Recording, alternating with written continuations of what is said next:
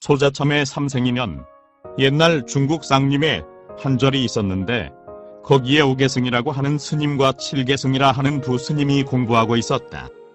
하루는 칠계승이 하는 일이 없어 도제 한 사람과 함께 세상에 나갔다가 삼차루구라 하는 게 이르러 한 유아가 엎드러져 우는 것을 보았다. 칠계승이 도제를 시켜 가보아 여자아이면 그대로 두고 남자아이면 데리고 오라 하였다. 그런데 가보니 그 애는 여자였다. 그대로 놓아두니 더욱 울음소리가 기박하여 하는 수없이 데리고 오다가 어느 타방에 이르러 타방 주인에게 몇 냥을 주고 그 어린애를 맡겼다. 그 후 16년 칠계승이 또 하산하게 되어 삼차로에 이르렀다가 호련히 그 아이 생각이 나 타방에 들렀더니 아이는 사뭇 장성하여 봄꽃, 가을 달과 같이 아름다웠다. 주인 응윤에게 이름을 무엇이라 부릅니까? 벽연이라 합니다. 과연 벽연처럼 아름답군요. 뜻이 있으시다면 내 안내하겠습니다. 그럼 오늘 일과가 끝나면 그를 데리고 내 방 뒷문으로 들어오시오. 하고 칠계승은 돈 몇 냥을 응윤에게 주었다. 응윤은 밤이 깊어 벽연을 아름답게 단장하고 그 절로 찾아갔다. 과연 칠계승이 기다리고 있었다. 이로 인해 칠계승은 개를 범하고 6개월이 넘도록 벽연과 함께 사정을 통했다. 그런데 하루는 사형 오계승이 좌선을 하다가 정중에서 칠계승이 벽연과 함께 부정한 일을 하고 있는 것을 보고 곧 시자에게 타과를 준비하게 하고 사숙 칠계승을 불러오라 하였다. 때가 8월 한가위 날이라 칠계승은 시자의 안내를 받고 아무 의심 없이 사형방에 들어갔다. 한 집에 산지는 오래지만 피차 수행에 전념하다 보니 만나기가 어려워 오늘은 내가 특별히 청했소. 감사합니다. 사형님. 이렇게 인사가 끝난 뒤 그들은 타과를 들면서 그동안 수도 생활에 장애됐던 일과 신취급과 한 일들을 주고 받다가 오계승이 오늘은 연꽃을 시제로 하여 한번 지어보세. 좋습니다. 그럼 형님께서 먼저 지어보십시오. 아니야.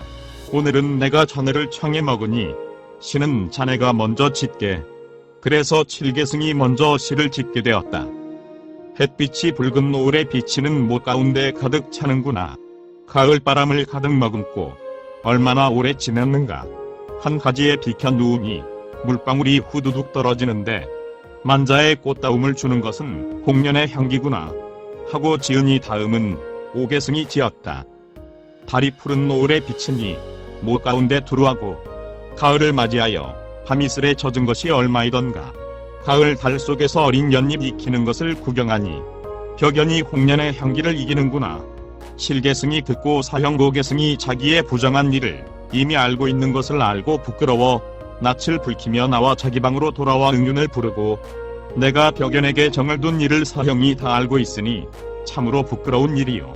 내 은전 몇 냥을 더 줄 터이니 벽연을 집으로 데리고 가 자유롭게 살게 하고 다시 나의 생각을 하지 말라 하여 주십시오. 하니 응윤은 그의 승낙하고 벽연과 함께 돈을 받아 가지고 집으로 돌아갔다. 그런데 칠계승은 그날 밤 내 나이 47세 만사가 하나로 들어가니 단지 생각함의 차이라 오늘 아침에 급히 가노라. 깨달은 스님을 대하여 어찌 수고롭게 구걸하겠는가. 허황한 소리 번개불 같으니 예을 의지하여 흉천에 숨으리라 하는 시를 지어 탁자 위에 올려놓고 벽에 기대어 그대로 죽었다. 다음날 도제가 이것을 보고 오계승에게 알리니 아무 말이 없었다. 그 뒤 수개월이 지나서 하루는 오계승이 도제더러 무이승이 할 일 없으니 세상 구경이나 하여 보자 하고 같이 나가자 하였다. 오계승이 사방으로 유람하다가 하루는 한 촌락에 이르렀을 때 흰 장닭 한 마리가 꼬꼬대거리며 따라왔다. 가련하다 칠계승아, 벽연에 반년 뿌린 인연이 오늘 100개의 몸을 받게 하였구나. 한탄하고 곧 주인을 찾아가 이 닭은 먹여도 이익이 없으니 나에게 팔면 절에 가지고 가서 시간 가는 줄이나 알게 하겠소. 하니 그의 승낙했다. 오계승은 도제에게 이 닭을 안고 사중에 들어가 왼쪽 눈을 빼어버리고 오른쪽 다리를 꺾어버린 뒤 닭장 안에 넣어 젊은 입구에 두고 아침 저녁으로 스님들의 경 읽는 소리를 듣게 하라 하였다. 도제가 시키는 대로 하였더니 그 닭은 곧 스님의 수기를 받고 죽어 소주 소가의 집에 태어나 꼴을 동파라 하고 이름을 자첨이라 하였다. 오계승이 비로소 안심하고 서재가 이제 사람 몸을 받았으니 나도 죽어 몸을 바꾸리라 하고 곧 앉아서 죽어 소주 짐가의 집에 태어나 이름을 단양이라 하였다. 16세의 과거에 급제하여 진사의 벼슬에 오르더니 4월 8일 부처님 탄일에 호학사 스님을 만나 출가하여 불인이라 번명을 얻었다. 한편 소동파는 18세에 이르러 과거에 급제하였는데 가다가 한중이 술집에서 술을 마시고 주먹을 휘두르고 있는 것을 보고 스님은 출가한 사람으로 마땅히 제계를 해야 할 것인데 어찌하여 술을 마시고 주먹을 휘두르십니까? 하니 스님은 도리어 화를 내면서 너는 내 할 일이나 할 것이지 내 일도 다 못 보는 놈이 남의 일에 무슨 참견이냐 하며 큰 소리를 쳤다. 소동파는 내가 만일 과거에 급제하면 마땅히 승도들을 국법으로 다스려 성안 출입을 금하리라 맹세하고 서울로 올라가 곧 대과에 급제했다.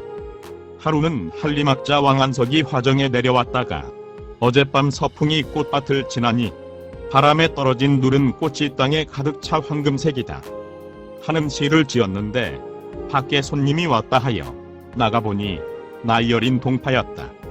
맞아 접대하여 보냈는데 가고 난 뒤에 보니 가을꽃을 봄꽃 지는데 비길 것인가 시인에게 분부하노니 자세히 읊어보아라.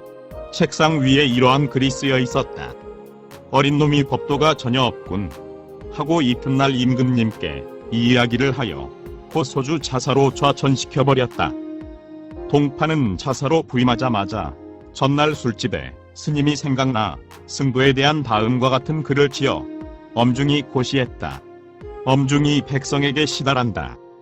이곳을 살펴보니 승도가 많이 출입하여 민심을 미혹하게 하고 백성의 재물을 화조하여 막행막식하니 지금부터 출입하는 승도는 40대에 매를 때리리라.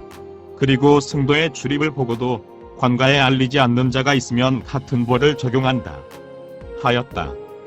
호학사 불인선사가 이 소문을 듣고 소주거리에 내려와 소승이 걸음을 옮겨 산을 나오니 100걸음에 한 걸음도 편치 못한 것이 마치 산언덕 돌길 같습니다만 광고를 보고 그냥 지나갈 수 없도다 하고 성문 앞에 앉았으니 수문장이 보고 무슨 일로 오셨습니까? 그대의 성전을 만나러 왔노라. 안에 들어가시 잘하는 중이 문 밖에서 기다린다 일러라 하니 호학사란 제목으로 시를 지어오라 합니다. 그래 그러면 지어야지 하고 고 스님은 붓을 들고 호학사 늙은 중이 뿔이 없는 나무를 알려고 능히 하늘의 달을 취하고 바다 밑에 등불을 켠다. 남산 호랑이도 잡고 북해의 용도 잡으며 머리 가운데 옥선이 있어 한 가지도 못하는 것이 없다.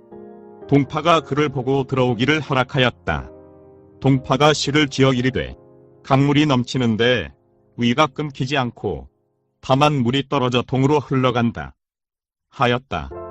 불인선사는 동파의 마음이 불쾌한 줄 알고 어제는 호학산 위에 앉았더니 한 바퀴 돌아 밝은 달이 소주에 비쳤도다 하니 그제서야 마음을 풀고 스님께서는 문학이 풍부하고 재주가 뛰어난데 어찌하여 벼슬하여 부모와 선양의 음덕을 쌓고 처자와 자손의 영화를 주지 않습니까?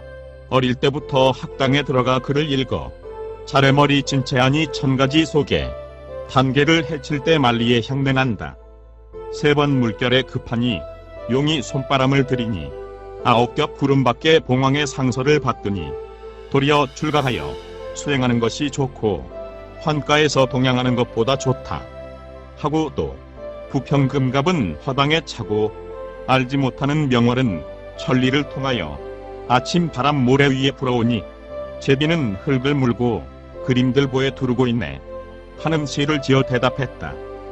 동파가 듣고 있다가 스님은 과연 시를 잘 하십니다. 색심을 알지 못하십니까? 하고 물었다. 마침 그때 한 미애인이 차를 들고 왔다. 10손가락으로 찻잔을 받더니 애교와 몸 태도와 모양은 꽃과 같고 동파의 액정은 천금보배 같으니 소승이 보기는 좋으니 삼동회의 맛이다 동파가 이 시를 듣고 크게 뉘우쳐 지금까지 연화의 빛을 끊지 못하고 원정무가의 보를 보양할 수 있겠습니까? 하고 일어나 스님께 절하였다. 스님이 혹동파의 마음이 퇴심할까 염려하여 조정의 재상과 왕후는 여러 겁을 닦아 전생에 지은 거 금생에 받나니 어찌 노력하여 고를 구하는가. 만일 즐거이 현중에서 한 생각 돌리면서 서방 가는 길 선근이 되네. 세간 다소가 명리의 객 생각에 빠져 머리를 못 돌리네. 동파가 스님의 뜻을 알고 다시 궤를 지어 바쳤다. 알았으니 홍진을 헤쳐나 출가하겠습니다.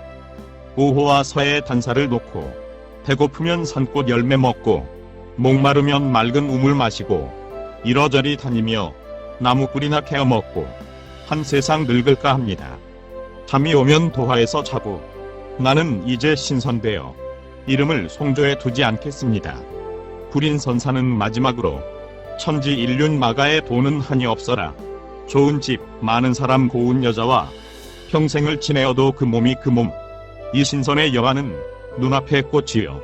인생은 빙빙 돌아 의자와 간다니 모든 애착 다 버리고 어서 뛰어나소서. 이로 인해 동파는 곧 불인선사를 따라 출가하여 용맹정진하다가 깨달고 보니 자기도 그 옛날 칠계승의 후신이고 불인선사는 모계승이라.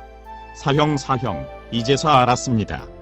한 생각 뭉게구름 흐르는 물을 하고 손목을 잡고 흐느꼈다.